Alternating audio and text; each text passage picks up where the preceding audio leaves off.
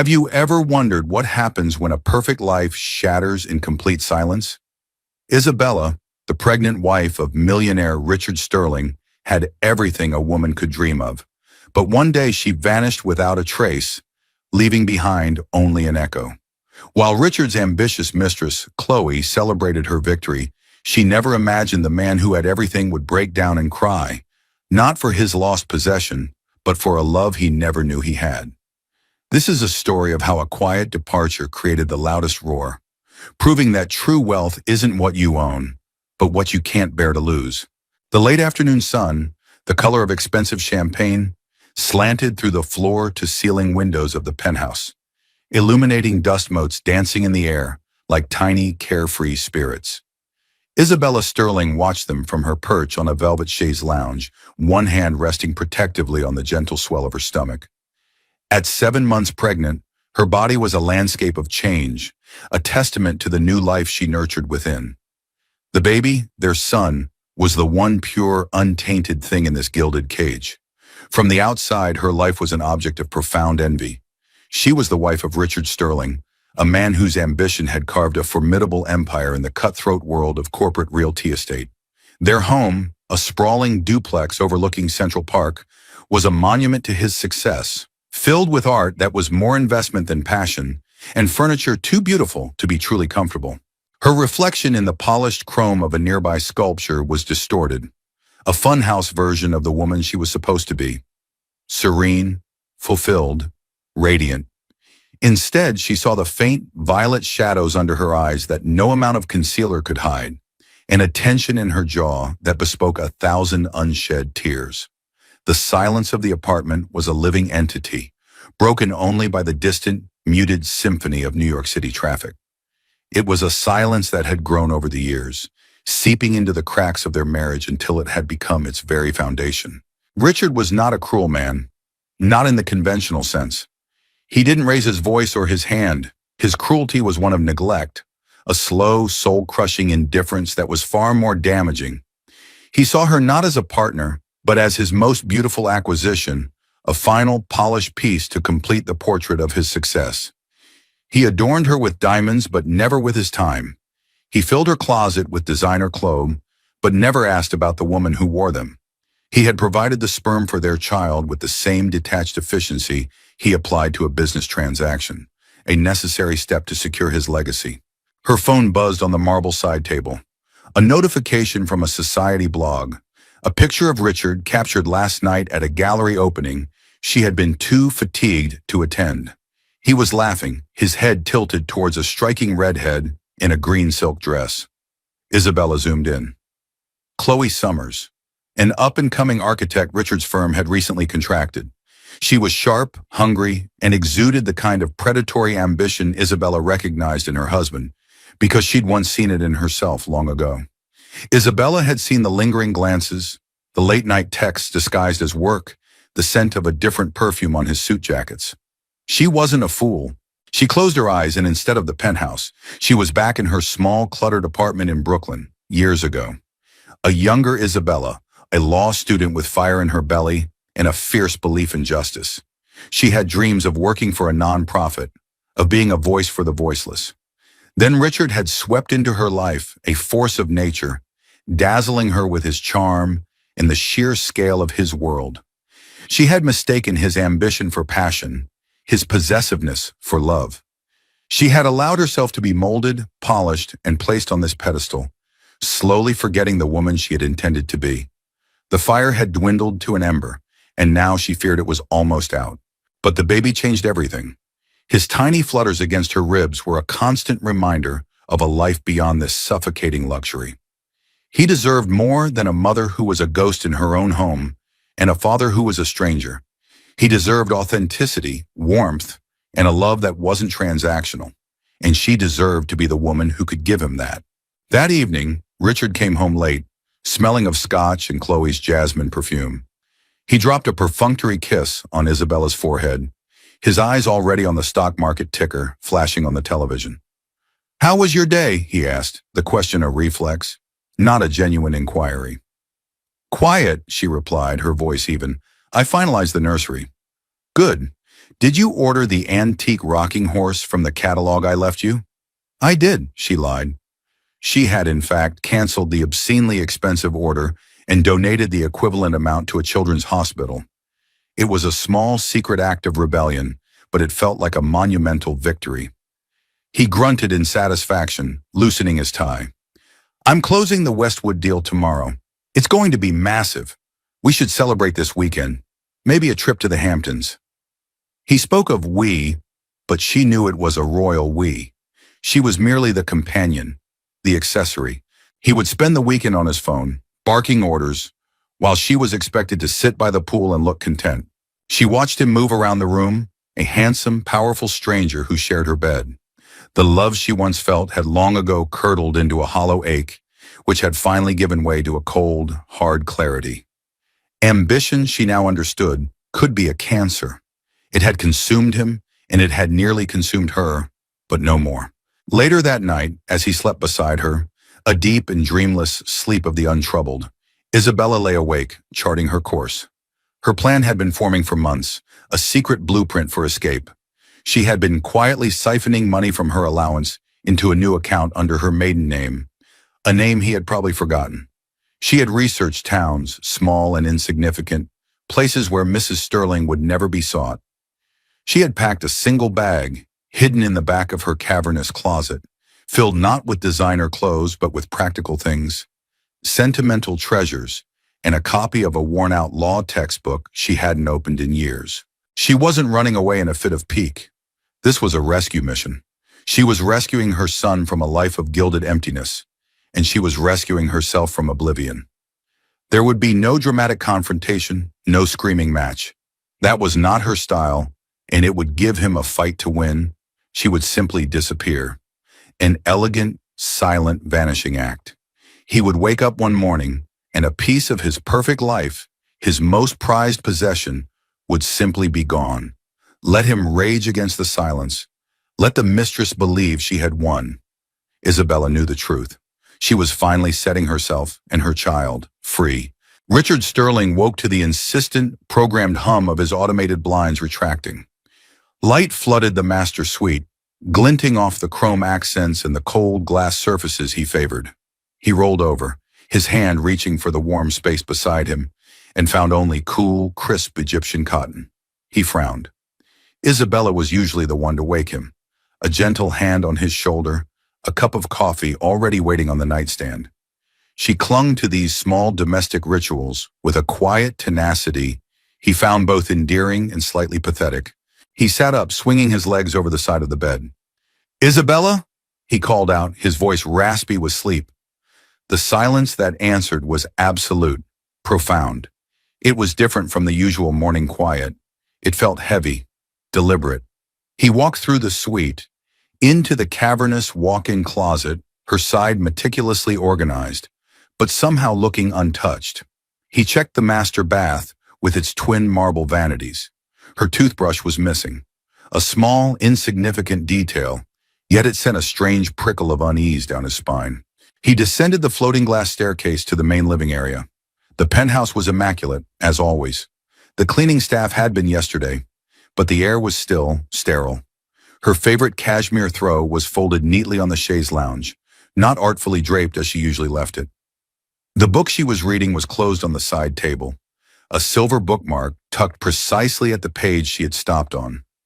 It was as if the room had been staged. On the gleaming white marble of the kitchen island, propped against a ridiculously expensive fruit bowl, was a single sheet of heavy, cream-colored stationery.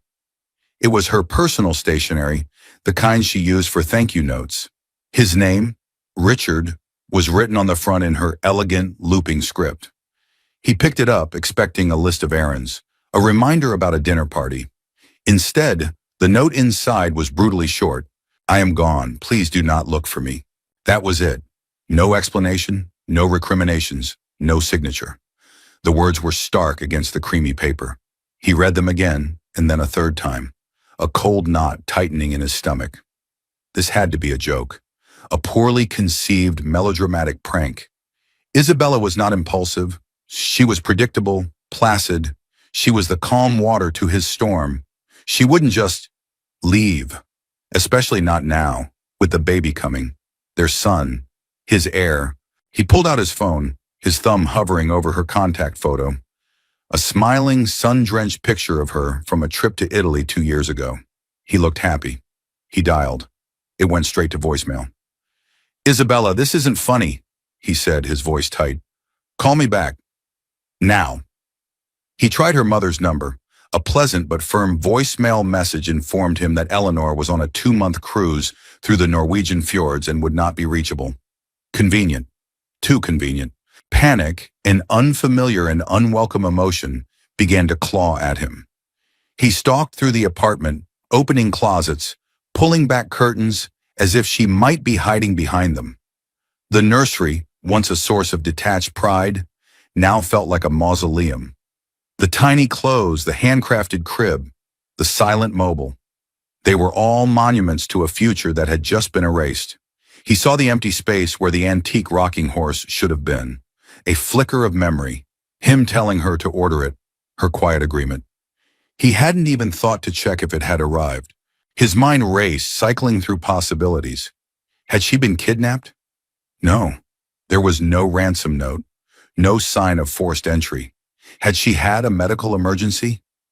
He called the doorman, who confirmed Mrs. Sterling had left the building at 5:30 a.m., alone, carrying a single suitcase.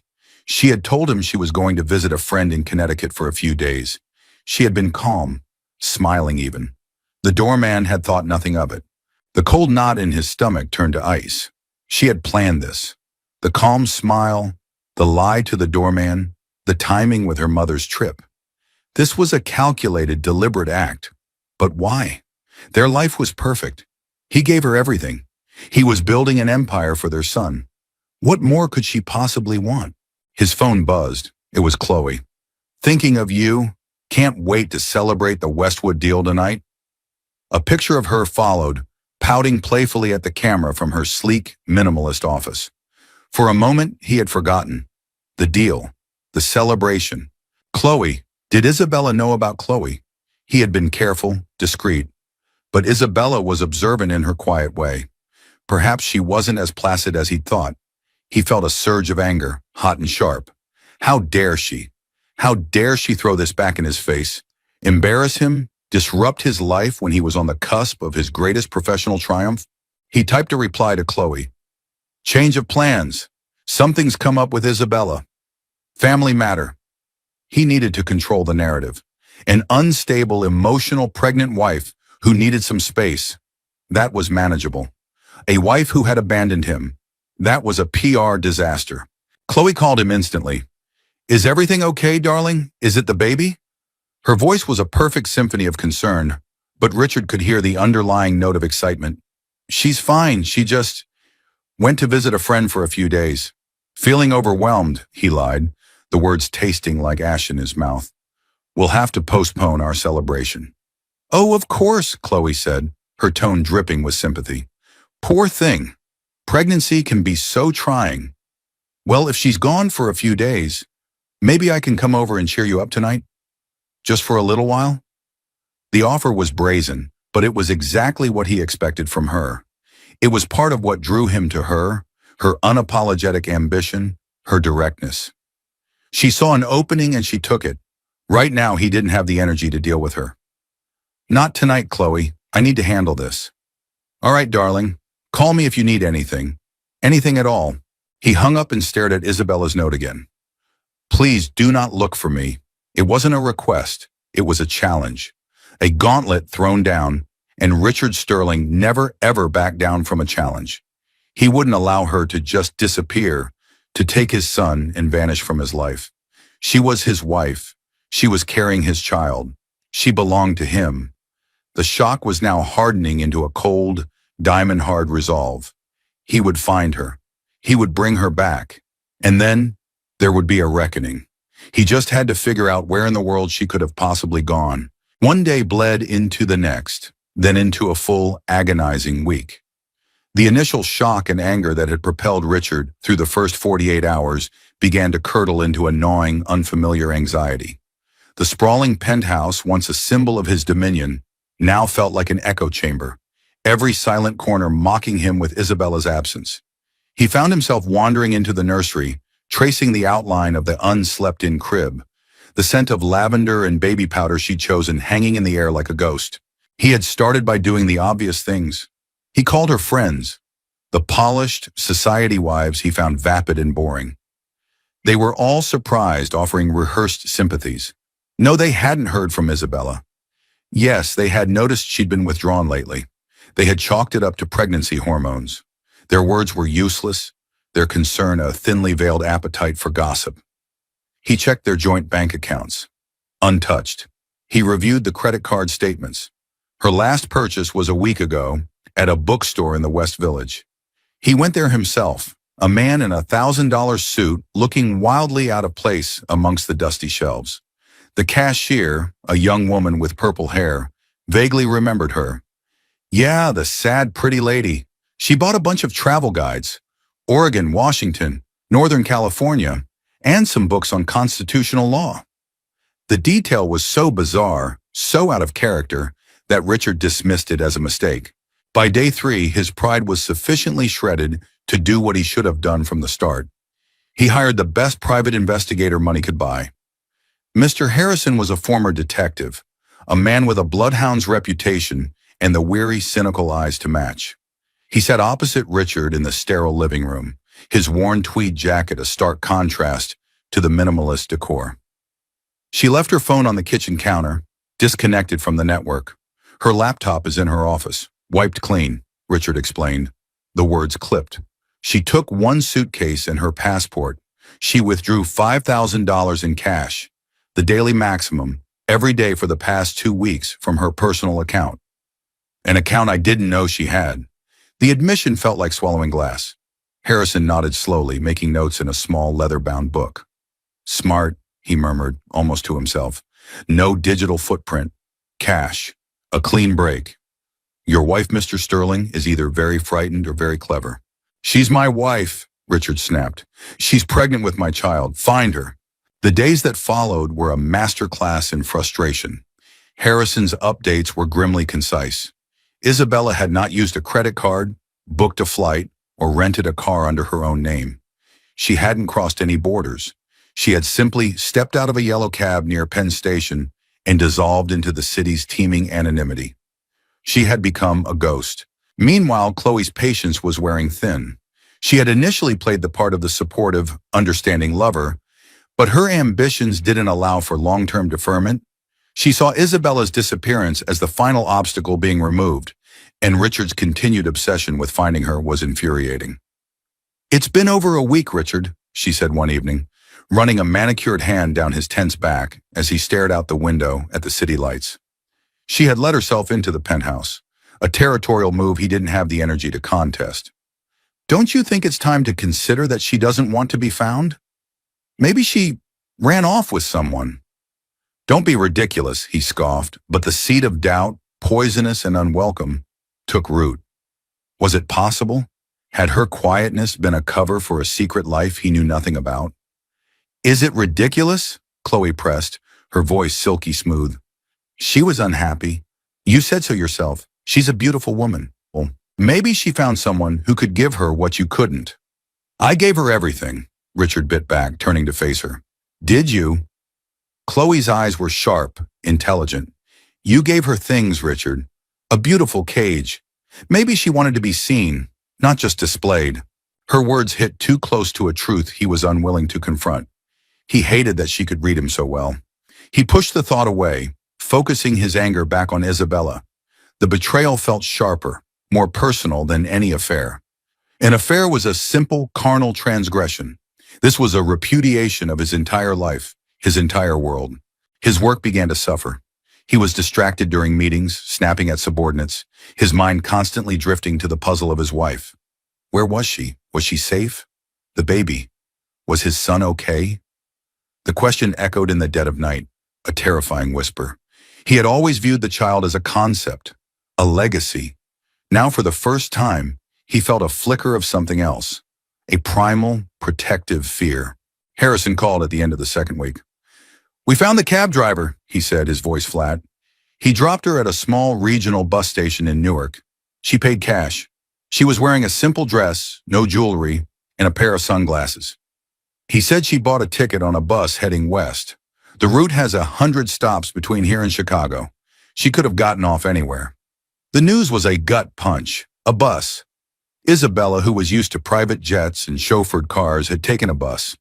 It was another piece of the puzzle that didn't fit the image of the woman he thought he'd married. The scale of her planning, her quiet determination, was staggering. She hadn't just left him. She had shed her entire identity. That night, Chloe tried again. She cooked him dinner, filling the silent apartment with the aroma of roasted garlic and herbs. She wore a black dress that clung to her like a second skin and spoke in low, soothing tones about a new project, a new deal, a future they could build together. She was painting a picture of a life with her, a life where he was the undisputed center, a life unburdened by a sad, complicated wife. "Let her go, Richard," she whispered, her lips close to his ear. She made her choice. Now you can make yours. We can be happy. He looked at her beautiful, hungry face, and felt nothing. Her ambition, once a thrilling reflection of his own, now seemed grasping and hollow. Her attempts to comfort him felt like a corporate takeover strategy. The victory she so clearly felt was a victory over a woman she didn't know, for a prize she didn't understand. His mind wasn't on the future she was selling. It was on a bus heading west into the vast, unknown heart of America, carrying a woman who was a stranger to him and his unborn son. The vanishing act was complete. She had not only escaped, she had erased herself, and in doing so, had left an Isabella-shaped hole in his universe that was beginning to pull him into its void. The investigation dragged on, each day yielding smaller and smaller fragments of information, like puzzle pieces from 1,000 different boxes. Mr. Harrison, methodical and relentless, started digging not into Isabella's present, but into her past, trying to find the ghost of the woman she was before she became Mrs. Sterling. What he found chipped away at the marble statue Richard had constructed in his mind. He discovered her old Brooklyn apartment, which she had never sold, only sublet through a discreet agency. The tenant, a grad student, was moving out, and Harrison gained access. The apartment was small, a little worn, but it had a warmth that the penthouse lacked. The walls were lined with books, not just law texts, but poetry, classic novels, and political histories. Tucked away in a closet was a box of old case files from her time at a legal aid clinic during law school. Richard stared at the photos Harrison sent him, files on tenants' rights, wrongful evictions, domestic disputes. She had fought for people, passionately and for free. It was a side of her he couldn't reconcile with the woman who spent her afternoons at charity luncheons. Then Harrison uncovered the bank account, the one she'd been using to save her escape fund. It was opened 8 years ago, before she'd even met him. The initial deposits were small, scraped together from a part-time waitressing job. Over the years after they were married, the deposits became larger, more regular, a portion of her generous allowance meticulously siphoned off. This wasn't a recent plan. This was a long game, a strategy of quiet independence she had maintained throughout their entire marriage. The realization was unsettling. He had been living with a stranger, a woman with a secret life, a hidden core of self-sufficiency he had never suspected. These revelations left Richard feeling unmoored, adrift in a sea of confusion. He would sit in his silent office high above Manhattan and stare at the grainy photo of her on the bus station's security camera. A woman in a simple dress, her face obscured by sunglasses. She looked anonymous, determined. He tried to superimpose the image of his wife, elegant, serene, decorated, onto this fugitive figure, and the two refused to merge. Chloe, ever the opportunist, saw his confusion as fertile ground for her own narrative. She recognized that Isabella's ghost was a more formidable rival than the living woman had ever been. She needed to tarnish the memory, to repaint the portrait of the victimized wife into that of a conniving, selfish runaway. She began to plant seeds, subtle at first, then with growing confidence. "It's the money, isn't it?" she mused one evening, swirling a glass of wine as she lounged on his sofa. She saved all that cash, had a secret apartment. She was never really with you, Richard. She was just waiting for her moment. A woman like that, From a simple background, your world must have been a means to an end. He wanted to reject it, but Harrison's discoveries gave her words a veneer of plausibility. And the baby, Chloe continued, her voice soft with false sympathy. It's the perfect leverage. She knows you want an heir. She takes the baby, and when she finally resurfaces, she'll be able to demand anything she wants in the divorce. It's a classic gold digger move, just executed more cleverly than most. She was smart, twisting the facts to fit her story. Isabella's quiet strength became cunning.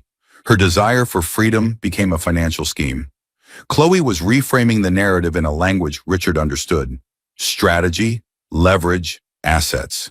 He found himself listening, allowing the poison of her perspective to seep in, because it was easier than confronting the more painful truth, that he had failed so profoundly as a husband that his wife had chosen a bus ticket to nowhere over a life with him.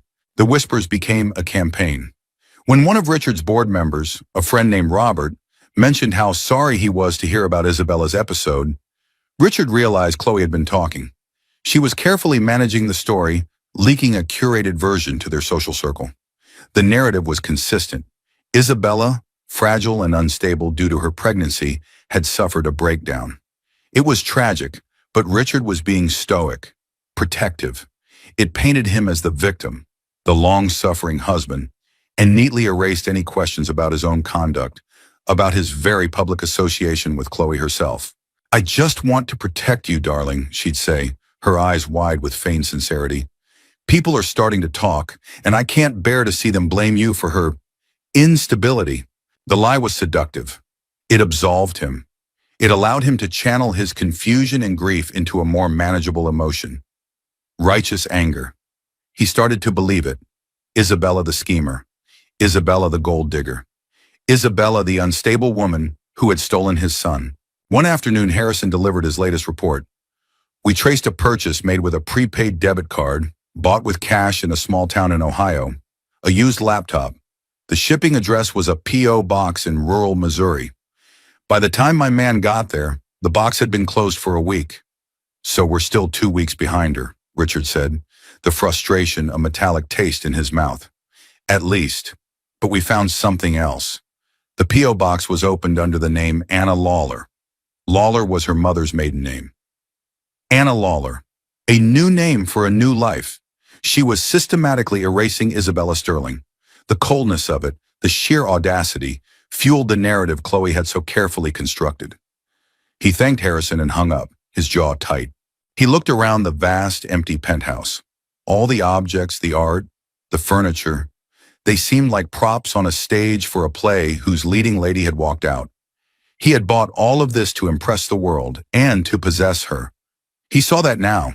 He had treated her like this apartment, something to be acquired, curated, and shown off.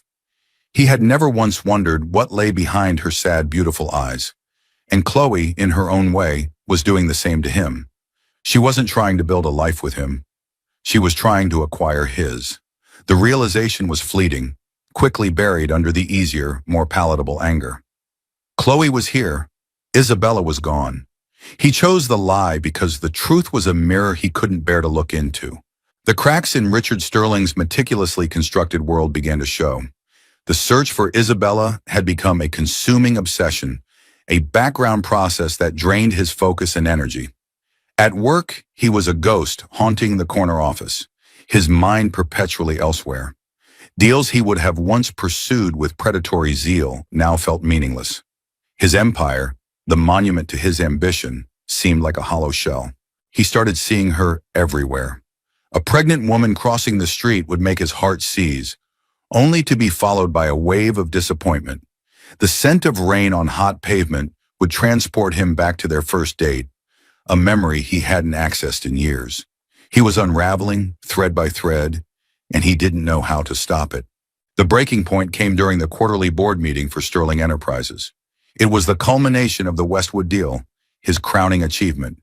He was supposed to be triumphant, powerful, in control. But as he stood at the head of the polished mahogany table, the faces of his board members blurred. The numbers on the projector screen swam before his eyes. All he could see was the empty space where Isabella should have been, cheering him on from the sidelines as she always did, her quiet pride a steadying force he had always taken for granted. He opened his mouth to speak, but the words wouldn't come. His carefully prepared speech about profit margins and future growth felt like a foreign language. He gripped the edge of the table, a sudden wave of dizziness washing over him. "Richard, are you all right?" It was Robert, his face etched with concern. Richard looked at the faces staring back at him, men he had known for years, men who respected and feared him, and he felt nothing but a profound, crushing emptiness. The empire meant nothing. The deal meant nothing. He had conquered the world, but he had lost his wife and his son, and he didn't even know why.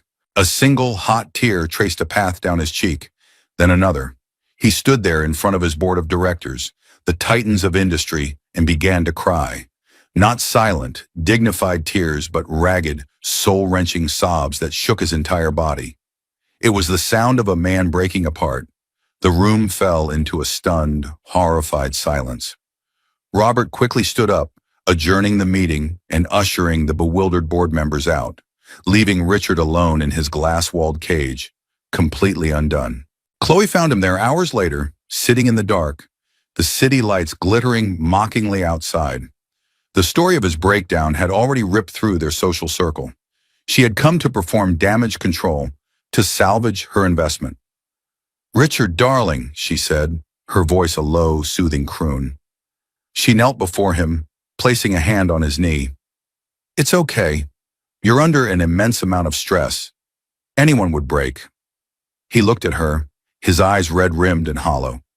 He saw the calculation in her gaze, the ambition that was always churning just beneath the surface. He saw the carefully applied mask of sympathy, and for the first time, her touch felt alien, repellent. "She did this to you," Chloe whispered, seizing the opportunity to drive the wedge deeper. "This is what she wanted, to destroy you." But her words had lost their power. The lie, which had been such a comfortable shield, now felt flimsy and false. He knew with a certainty that cut through his grief that Isabella had never wanted to destroy him. She had only wanted to save herself. The cruelty was his. The neglect was his. The failure was his. "No," he said, his voice raspy. He pushed her hand away. It was a small gesture, but it felt seismic. "It wasn't her. It was me." Chloe recoiled slightly, her mask slipping for a fraction of a second. Surprise, then irritation flashed in her eyes. This was not part of the plan. He was supposed to be angry at Isabella, not himself. He was supposed to turn to her for comfort, cementing her place at his side. "Don't be ridiculous, Richard," she snapped, her voice losing its sympathetic softness. "You can't blame yourself for her manipulation." "Was it manipulation?" he asked, the question directed more at himself than at her. "Or was it desperation? Did I ever, even once, ask her what she wanted? Did I ever look at her, really look at her, and see the person instead of the prize?" The truth of it, the shame of it, washed over him. He remembered the law books Harrison had found. He remembered her passion, the fire in her eyes when they first met, a fire he had systematically extinguished with his casual indifference. He had taken a vibrant, brilliant woman and tried to turn her into a beautiful object, and he had been succeeding. Her disappearing act wasn't an attack. It was an act of survival. He was crying again, but these tears were different. They weren't for the loss of his possession or the blow to his pride. They were tears of pure, unadulterated grief. Grief for the woman he had never known. Grief for the love he had thrown away. Grief for the child who would be born in some anonymous town, who would never know his father.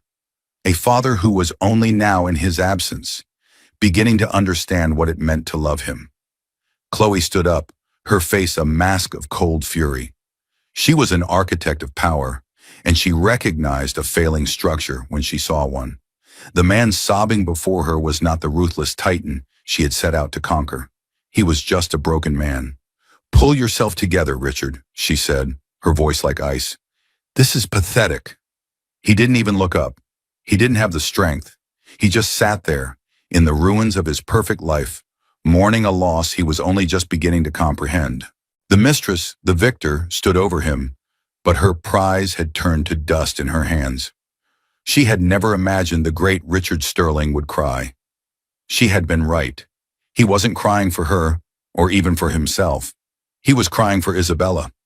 And in that moment, Chloe knew, with a chilling certainty, that she had lost. 2,000 miles away, where the mist-shrouded pines of Oregon meet the raw, churning power of the Pacific Ocean, Isabella Sterling was gone. In her place was Anna Lawler. The name felt strange and freeing on her tongue, a clean slate. She had found her way to the small coastal town of Astoria, a place of hardy fishing boats, charmingly worn Victorian houses, and a quiet anonymity that felt like a balm to her bruised soul. Her new home was a small, second-floor apartment above a quiet bookstore, with windows that overlooked the Columbia River as it spilled into the sea. It was a world away from the silent, opulent penthouse. Here the silence was different. It was filled with the cry of gulls, the distant clang of a ship's bell, and the soothing whisper of turning pages from the shop below. The air smelled of salt and rain and old paper, a scent she found more intoxicating than any designer perfume. The first few weeks had been a blur of fear and adrenaline. Every siren made her jump. Every stranger's glance felt like scrutiny. But as the days turned into weeks, the fear began to recede, replaced by a tentative, blossoming peace. She had furnished her apartment with second-hand finds, each piece chosen for comfort and character, not for its statement. A lumpy, comfortable armchair, a sturdy wooden table scarred with the history of other people's lives. A quilt made by a local artisan. For the first time in a decade, she was surrounded by things that felt like her. She had secured a part-time job working in the bookstore downstairs. It was owned by Margaret, a woman in her late 60s with a cloud of white hair, hands stained with ink, and eyes that held a deep, knowing kindness. Margaret hadn't asked for references or questioned the history of the quiet, heavily pregnant woman who had walked into her shop one day. She had simply seen something in Anna's eyes, a love for books, a need for sanctuary, and had offered her the job on the spot. The pay is terrible, the hours are long, and the customers will ask you the most ridiculous questions, Margaret had said with a wry smile. But the company is good. She had gestured to the towering shelves of books. They never let you down. Anna's days fell into a gentle, predictable rhythm. She would wake early, watch the fishing boats head out in the dawn light, her hands cradling her belly as her son kicked and turned within her. She would work in the shop, recommending novels, dusting shelves, the scent of old paper and binding glue becoming her new reality. She spoke with the locals, fishermen, artists, retirees, people whose lives were grounded in the tides and the seasons, not the stock market. They were curious but respectful, accepting her as the quiet new woman in town. No one asked about a husband or a diamond ring. They just asked how she was feeling and if she needed help carrying her groceries up the stairs. She was rediscovering the woman she had been before Richard, the woman who found joy in a perfectly crafted sentence, who could spend hours debating legal theory, who believed in a world beyond material wealth. She began reading her old law books again, not with any grand plan, but simply to reconnect with the part of herself she had suppressed for so long. The fire she thought had been extinguished was slowly, tentatively, being rekindled. One rainy afternoon, as she was shelving a new shipment of books, Margaret brought her a cup of chamomile tea. "You seem happier these past few days, dear," Margaret observed, her gaze gentle. "The color is coming back to your cheeks." Anna smiled, a genuine, unforced smile that reached her eyes. "I feel lighter," she admitted. "I feel like I can finally breathe." "Sometimes you have to travel a long way to find a place where the air fits your lungs," Margaret said sagely. She paused, then added, "This is a good place to raise a child. People look out for each other here." The simple statement, offered without an ounce of pity or curiosity, brought tears to Anna's eyes. It was the validation she didn't know she needed. She wasn't a runaway wife or a tragic figure. She was a woman building a new life, a mother preparing a safe harbor for her child. She often thought of Richard, but the memories were becoming less painful, more distant. She didn't hate him. In her newfound clarity, she mostly felt a profound pity for him. He was trapped in a cage of his own making, a prisoner of the ambition that drove him. She hoped, for his sake, that he would one day find a way out. But his journey was no longer her own. Her focus was on the future, on the imminent arrival of her son. She had bought a simple wooden crib from a local carpenter and painted it a soft, sunny yellow. She knitted a small blue blanket, her stitches uneven but filled with love. She attended a local prenatal group, sharing her hopes and fears with other expectant mothers, their backgrounds a tapestry of different lives, all united by the universal experience of creation. Lying in bed one night, listening to the rain patter against the window pane, she felt her son give a particularly strong kick. She placed her hand on her stomach and whispered, "It's just you and me, little one. We're going to be okay." And for the first time, she believed it with every fiber of her being. She had traded a gilded cage for a small room with a view of the sea, and in doing so, had found a wealth Richard Sterling could never comprehend. She had found herself, and she was finally, truly home. Back in New York, the fallout from Richard's boardroom breakdown was swift and brutal. The whispers that Chloe had so carefully cultivated about Isabella's instability were now redirected towards him. The story shifted. Richard Sterling, the Titan, was crumbling under pressure. His judgment was compromised. The carefully constructed facade of impenetrable strength had been shattered, and the sharks in the water were beginning to circle. Chloe, watching her future prospects dim with every rumor, shifted her strategy from seduction to damage control, and finally to desperation. Her plan had been to seamlessly slide into the role of the new Mrs. Sterling, the woman who had saved Richard from his tragic marriage. But the man she was dealing with now was not the confident predator she'd been drawn to. He was listless, haunted, and, worst of all, uninterested in her. She decided a direct confrontation was her only remaining move. She cornered him in the penthouse one evening, dressed not in a seductive cocktail dress, but in a severe, elegant power suit, as if preparing for a hostile negotiation. "We need to talk, Richard," she began, her tone clipped and devoid of its usual warmth. He was standing by the window, nursing a glass of scotch, a nightly ritual that had become his only comfort. He didn't turn to look at her. "I'm tired, Chloe." "I'm sure you are," she retorted, her voice sharp. "But your little performance at the office has created a massive problem. For both of us. Robert is calling for an emergency meeting to discuss your leadership." "Your leadership, Richard? Do you have any idea how much work I've put into this? Into us?" The raw, undisguised avarice in her voice finally broke through his melancholic haze. He turned slowly, looking at her as if seeing her for the first time. He saw the hard ambition in her eyes, the ruthless calculation. And in that moment, he saw a perfect, horrifying reflection of himself. She wasn't his partner. She was his protégé, his mirror image. She wanted the power, the prestige, the name. She didn't want him, the broken man standing before her. She wanted Richard Sterling, TM, the brand. "This was never about us, was it?" he said, his voice quiet, heavy with a weary sort of revelation. "It was about you." Chloe let out a short, incredulous laugh. "Oh, don't you dare try to take the moral high ground with me. You and I are the same, Richard. We see what we want, and we take it. I wanted you, your world, and I was on the verge of getting it. Don't you think I've earned it? I stood by you. I listened to you moan about your sad, perfect wife. I was here when she abandoned you." "She didn't abandon me," he said, the words tasting of truth. "She escaped." The admission hung in the air between them, stark and undeniable. It was the one truth Chloe could not accept, because it invalidated her entire narrative, her entire victory. "She ran away like a coward," Chloe spat, her composure finally cracking. "She left you and she took your son." "Did she?" Richard countered, taking a step closer, his eyes clear for the first time in months. "Or did I drive her away? Did I create a home so cold, a life so empty, that running into the unknown with nothing was a better option? Did I ever love her, Chloe? Or did I just own her?" He wasn't really asking her. He was putting voice to the questions that had been tormenting him in the dead of night.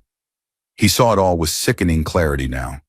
Isabella's quiet sadness, her forced smiles, her retreat into a world of her own. They weren't signs of weakness. They were symptoms of his own failure. Chloe stared at him, her face a mask of disbelief and rage. This was her endgame, and he was rewriting the rules. "I don't have time for your existential crisis, Richard," she said, her voice dropping to a low, threatening hiss. "You need to get a handle on this situation, issue a statement, blame Isabella, tell the world she's mentally unstable, and you're the victim. Reclaim your power, or you will lose everything, and I will not go down with you." It was an ultimatum, a final, desperate gambit. She was trying to appeal to the old Richard, the man who valued power and control above all else. But that man was a ghost. He looked at her, at this beautiful, brilliant, ruthless woman, and he felt a profound sense of pity. She was still trapped in the game he was finally beginning to see a way out of. "It's over, Chloe," he said, his voice flat, final. "What did you say?" "Our arrangement. It's over. I want you to pack your things and leave. From the firm, from this building, from my life." Chloe's face went pale, then flushed with a furious red. "You can't be serious.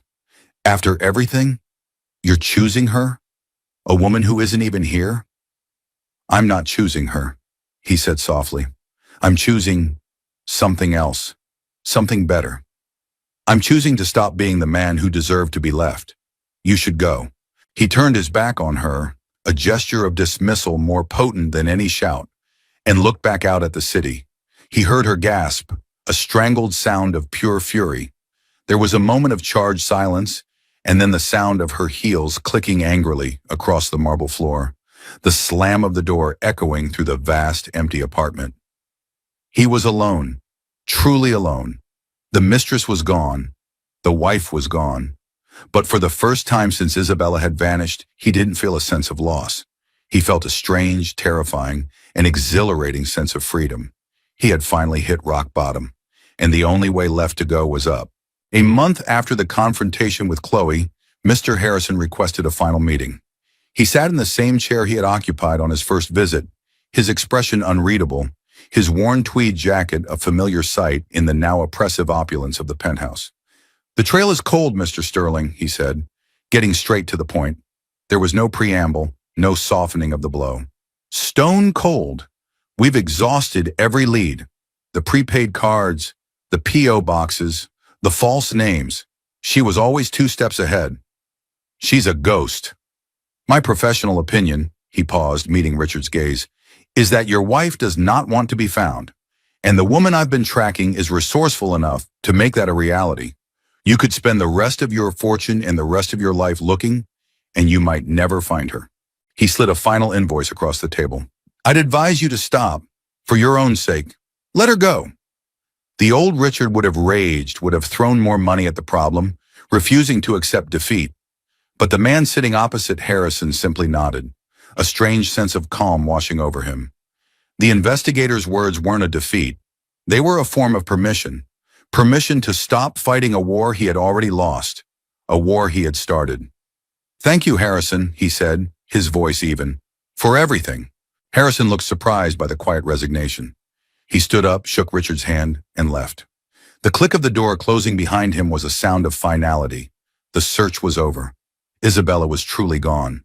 Instead of the crushing despair he had anticipated, Richard felt a quiet sense of peace. The frantic energy that had consumed him for months dissipated, leaving a vast, quiet space in its wake. The obsession had been a shield, a way to avoid looking at the wreckage of his own life. Now there was nothing left to do but survey the damage. He started small. He sold the penthouse. The gilded cage held too many ghosts, too many reminders of his failures. He moved into a smaller, more understated apartment downtown, a place with warm wood floors and walls he filled not with investment art, but with photographs of his parents, of his sister, of a childhood he had long since left behind. He began the slow, painful work of mending the relationships his ambition had corroded. He called his younger sister Sarah, whom he hadn't spoken to in over a year, after a fight about his missing her son's birthday. He apologized, without excuses or justifications. The silence on the other end of the line was long, and then her voice, thick with emotion, said, "I've missed you, Rich." It was a start. He stepped back from the day-to-day operations of his company, promoting a capable executive to take his place.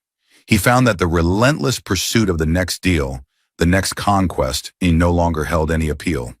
The board, having witnessed his breakdown and subsequent withdrawal, was relieved. He was still the owner, but he was no longer the king. He started walking through the city, not with a destination in mind, but just to see it, to feel its rhythm. He noticed the street musicians, the laughter of children in the parks, the small, everyday human dramas he had been blind to from the tinted windows of his chauffeured car.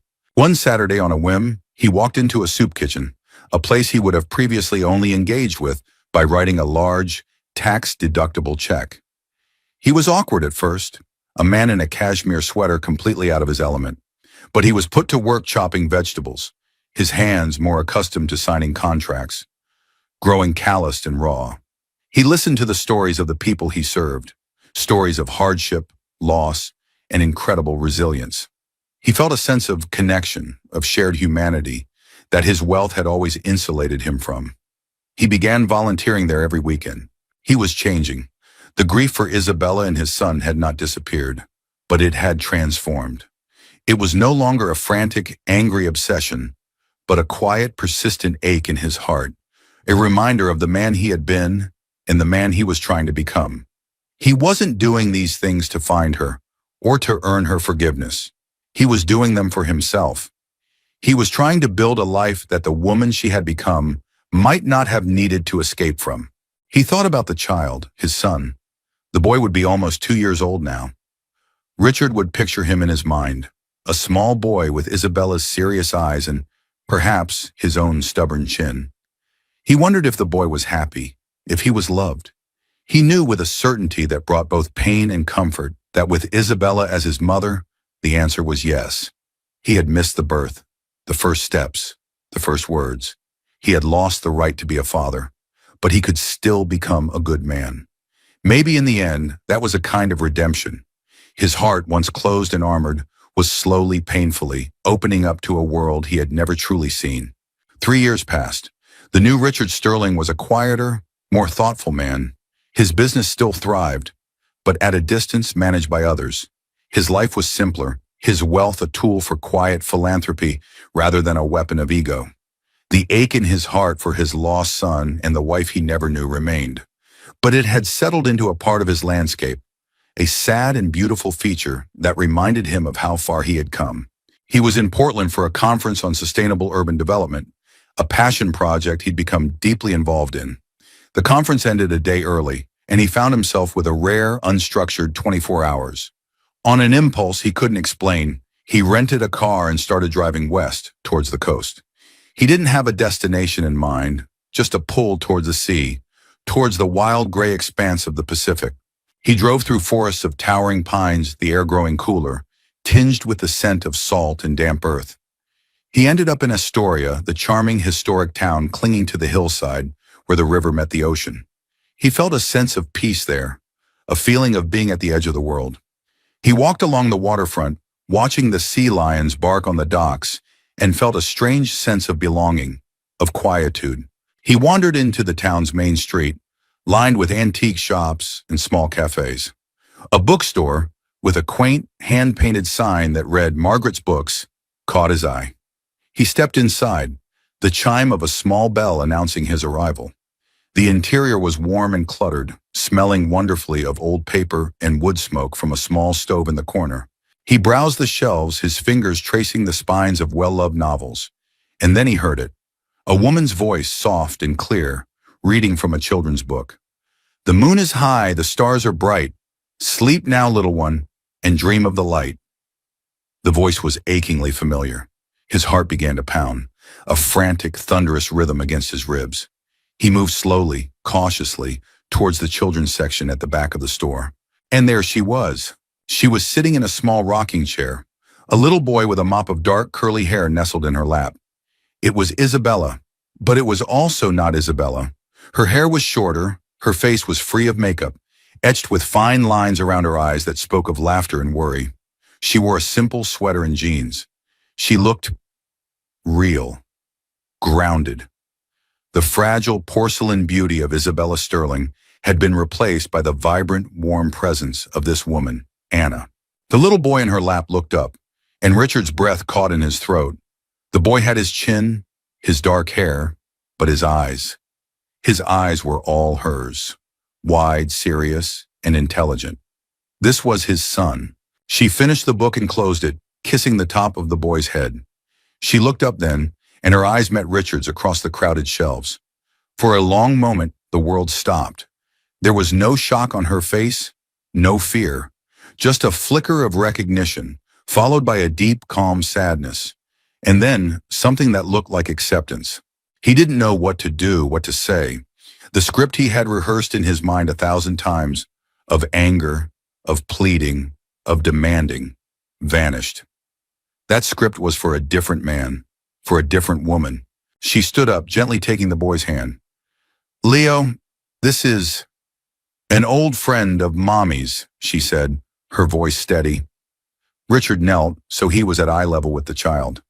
"Hello, Leo," he said, his voice thick with unshed tears. "It's very nice to meet you." Leo stared at him with his mother's solemn eyes, then gave a shy smile. Isabella, Anna, spoke then, her voice quiet. "What are you doing here, Richard?" It wasn't an accusation. It was a simple question. "I don't know," he answered honestly. "I think maybe I was looking for a place to be quiet. I didn't know I was looking for you." They stood in the silence of the bookstore, the air thick with unspoken years, with pain and growth and change.